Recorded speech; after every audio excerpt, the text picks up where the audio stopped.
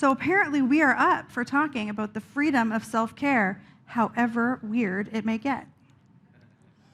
I love that Daniel chose the song, Get Ready, My Soul. First of all, it's one of my favorite songs in the whole world, and I could never, ever get tired of it.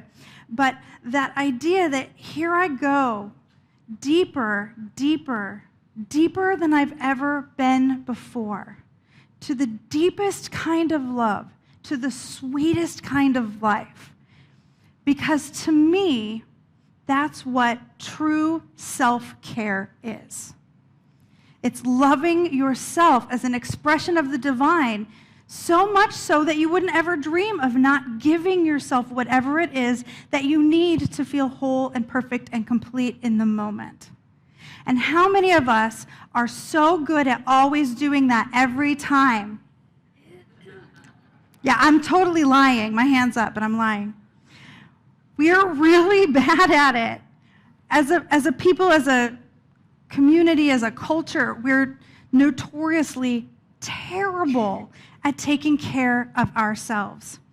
So how did I come to combine these two concepts? I was in a meeting. Frankly, all my stories could probably begin. I was in a meeting. And Reverend Karen says, and after we're done with the visioning process, we should probably start talking about Christmas.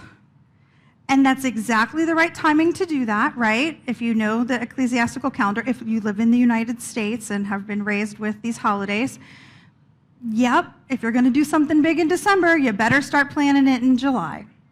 And something in me went, no. Because I have this dialogue in my head that says, when things slow down, I will ... And here's the truth, y'all.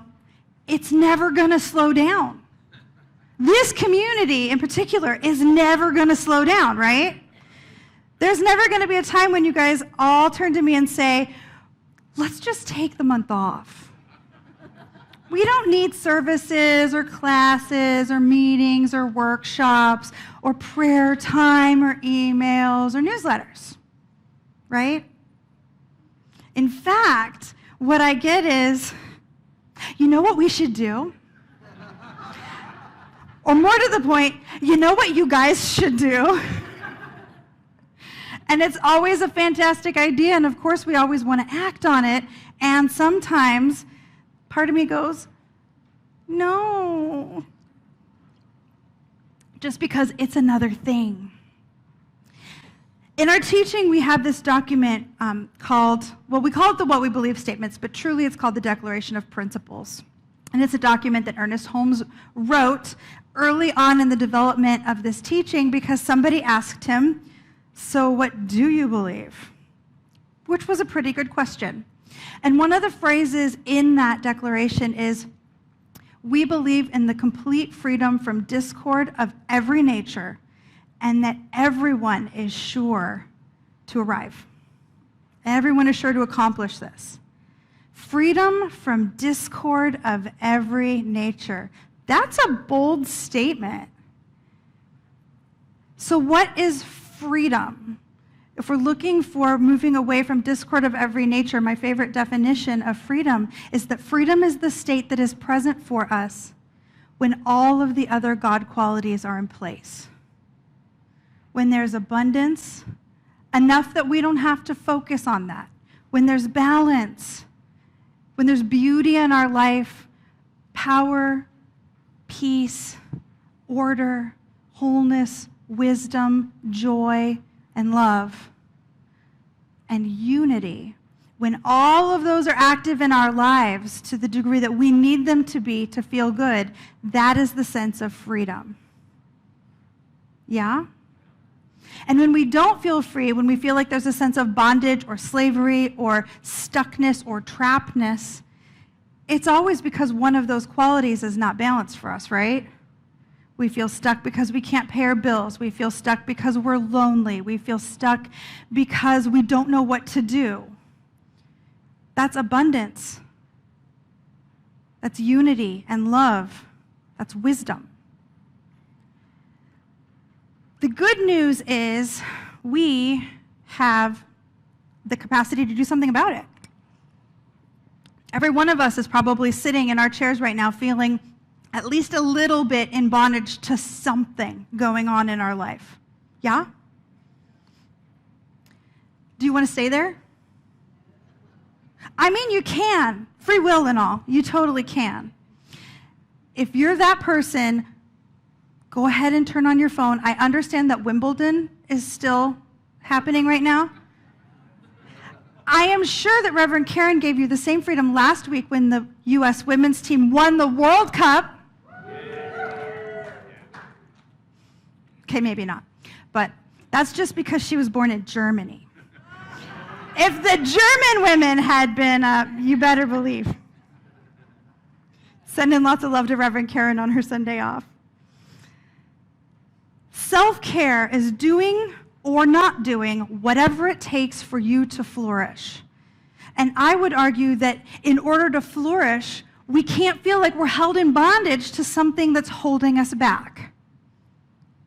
We have a lot of ideas about what we think self-care are and what we think it's not. But here's a set of tough statistics.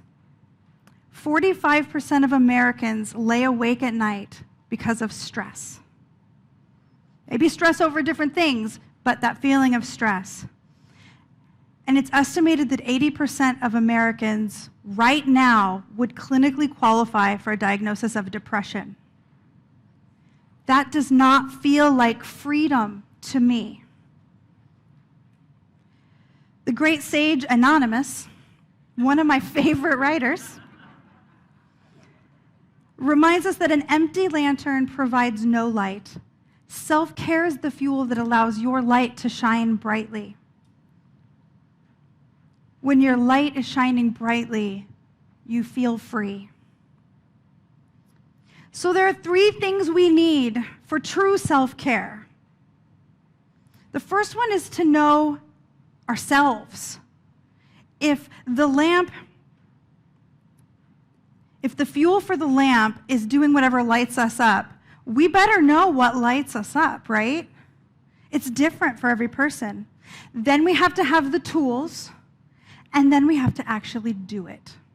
So that's what we're going to talk about. Knowing ourselves, what lights me up?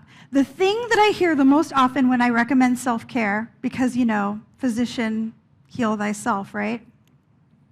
The thing that I hear the most is, I don't like massages. I don't want people to touch my feet.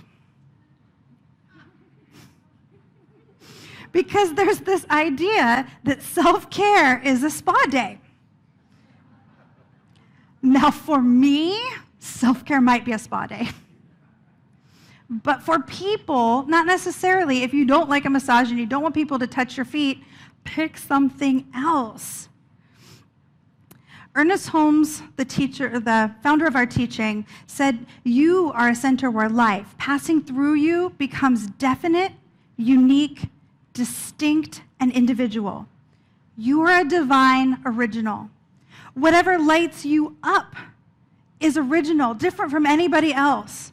Even if you are going with me on spa day, odds are there's some part of you that makes the action feel differently for you, light you up in a different way. We're all unique individuals. Yes, there is unity, but unity is not the same thing as sameness." So hopefully that just helped you unlock about half of the excuses you have about self-care and they just fell away, right? Whatever your mom thinks self-care is, whatever your best friend thinks it is, whatever that article in Vogue said, we're free, yes? If you want to know what lights you up, look at what you value. If you want to know what you value, look at how you spend your time. If you don't like that quote that I just made up, it's a quote from me, Reverend Lezli Goodwin. If you don't like what I just said, maybe you need to look at how you spend your time. I don't know that I would say that I deeply value binge watching Veronica Mars on Netflix, but you would think I did based on what I did yesterday. There's a new season coming out, y'all. I got to remind myself. If what you say you value is not showing up on your calendar, it's time for a change. I'm willing to bet if what you say you value is not showing up on your calendar, that you do not feel free right now. Self-care is creating congruence between who we want to be and who we are actually walking out. Whatever that looks like for you, and it'll be different for all of us. It has to be different for all of us. Those 80% of people that could be diagnosed with depression, one of the leading things that point to this issue is a lack of self-purpose in people's lives. You know what they prescribe for that largely? You're going to love this. Spiritual practice. Those of you who are new, they're laughing because I literally talk about this every single talk. Spiritual practice. And I don't mean religious practice. It doesn't matter what you believe. That place of getting quiet, of knowing thyself, maybe journaling, maybe meditation, maybe prayer if that's what works for you, or some combination therein. Vibrational sound healing every fourth Wednesday night at service. It's there for you. Service before the Sunday service, we have a meditation in here. It's here for you. If you're not feeling connected, if you're not feeling free, it's time to step into the tools that are there to help us figure out who the heck we are. Because odds are, if you're not feeling a sense of purpose and you're not feeling connected, you don't know yet. Maybe you're looking back at the you that you were when you were 19 and you made that first bucket list. Maybe you're looking at the you that your parents think you're supposed to be, or your spouse, or the professors in your college, or your boss, or your minister, or your other minister. But if you don't feel free, if you don't feel lit up from the inside, you're supporting a you that isn't you, and that isn't serving anyone.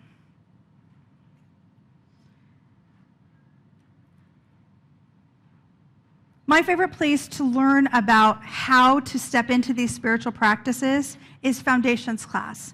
It's an 11-week class that we offer periodically here at New Vision Center, where we talk about the foundations of science of mind, so the basics of the teaching, as well as meditation and mindfulness and affirmative prayer and journaling and all these practices that we can use to know thyself. And conveniently, a new class of it is starting on July 25th, and it's being co-taught by Reverend Karen and myself. If there's a part of you right now where your excuse is, I don't know how to do that. Yeah, I hear it a lot. I don't know how to meditate. I don't know how to speak an affirmative prayer. I'm not buying it, y'all. We have a class for that. Maybe we need to have an app for that. Come join us in Foundations class. One of the things that we learn is that the last big excuse, which is, I don't have time. I'm not the important one. I need to serve everybody else. I have 92 children. I have 92 children. I get it. And when you say, I don't have time for self-care, what you're really saying is, I don't matter. I don't matter. Everybody else matters. Mark matters. Karen matters. Bobby matters. I don't matter. That's a tough pill to swallow, right? But what we learn in Foundations, I know, pills are hard to swallow. I hear you, man. What we learn in Foundations is that we are each a unique and perfect expression of the divine. So when we're saying we're not worth it, I'm not worth it, we're saying God in this form is not worth it. Would you ever say that? You would never say it about God, right? You probably never say it about me, right? Except for apparently that person over there.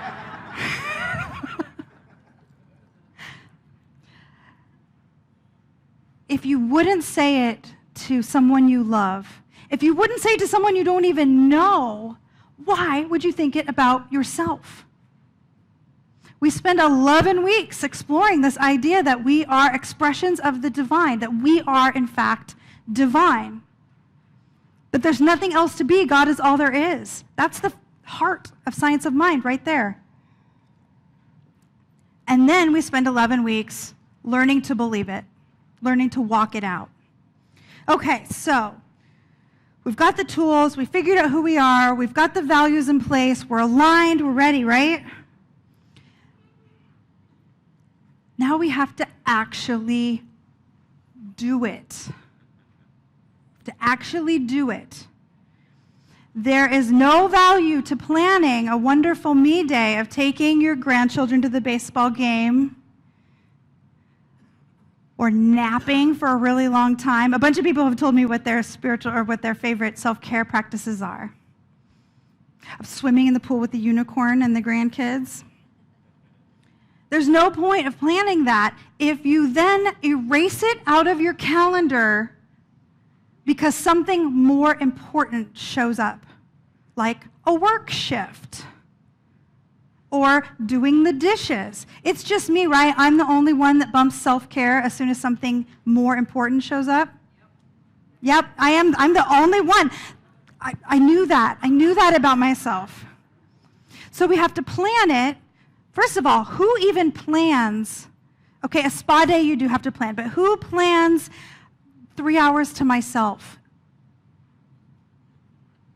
Jean gets bonus points. Then you have to actually schedule it in, as in like write it in your date book. I just aged myself very clearly right there. Write it in your date book, right? And then you have to not erase it. You have to prioritize it. You have to matter as much as the other people in your life. You have to matter more. We all know the cliches. It's not like this is new news, this idea that you have to put your own oxygen mask on first. They say that in the airplane, in case you've missed this logic, that you put your own oxygen mask on first, because if you don't, you will pass out while you're helping the person you're helping instead of you, and then nobody gets oxygen. You have to put you first. It is not selfish. If you don't take care of you, you cannot help anybody. I am walking this out so loud and proud in front of y'all as I learn how to balance this chronic illness that I'm living with, working with. Because if I pass out, y'all get out of church early because there's nobody to speak a sermon. No, I need a better example than that. That sounds too good. If I get sick to the point where I can't do this anymore, y'all are down a minister. My 5 kids don't have mom or stepmom who's ready to step in when they need it. My parents don't have someone to drive them to that, I keep being assured, very low-key, minimal hip replacement surgery. Right? And it's true in your life. There are people who count on you. There are processes that you are required for, and if you don't take care of you, you will not be there to do them. The universe will step in. I am saddened to tell you. If you don't get your head wrapped around this, the universe will step in and force it. Perhaps that's why I'm experiencing this particularly lovely expression of autoimmune disorder, is to walk out for everybody to watch. This is what it looks like when you think you can work a full-time job, volunteer a full-time job, and go to grad school at the same time with teenagers in the house. You get sick. It's not good. My husband is laughing in the front row. I think he's just excited that I finally noticed. Whatever you do, whatever you don't do, because setting boundaries and taking breaks is just as important. It's necessary for your survival. And the good news is, it's okay if we check out of the things that we think people need us to do. We can step out of a whole bunch of it, and the world will not collapse. The writer Anne Lamott, who I just love, said, almost everything will work again if you unplug it, including you.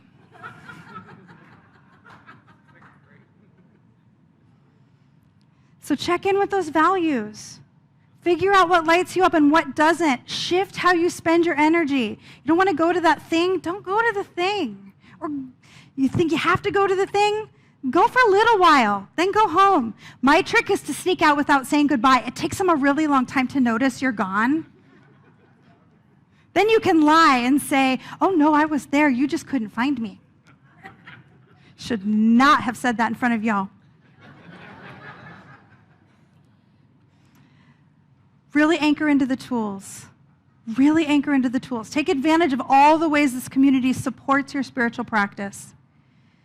And then make yourself a priority. This is the call to action. Write those in like it's an appointment with your boss and honor it like it's that essential, because it is. You are worth it. You are worth it. And so it is.